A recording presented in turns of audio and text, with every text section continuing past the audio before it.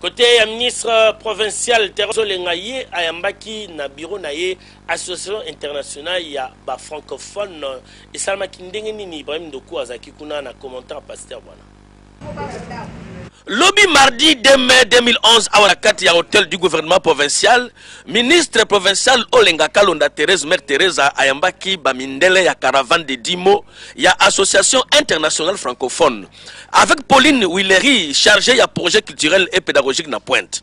Bayaki awa pona kobeta masolo ya koluka ndenge bakoki koyokana de façon que na ba école na biso ba jeune bango pe ekota feke ebeta maka. Na suka ya masolo ndeko ya Congo Rossi Kiwa chargé d'études presse et communication alelisa kilokole. Oyana ba na RDC awa ezali bongo en vertu ya makambo ko salama na compte ya francophonie na 2012.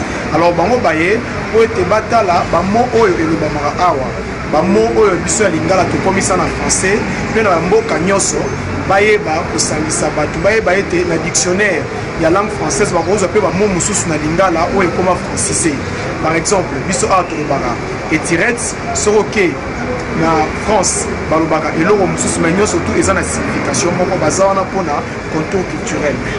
Tala Liseki ezalite ministre provincial ya éducation Olenga Kalonda Thérèse Mère Teresa azomona loin déjà parce que bakala mingi te na ba 2012 awa 14e sommet ya francophonie lokola ekosalema na RDC avec un pas d'idéologie il faut matcher za la wo Mobimba.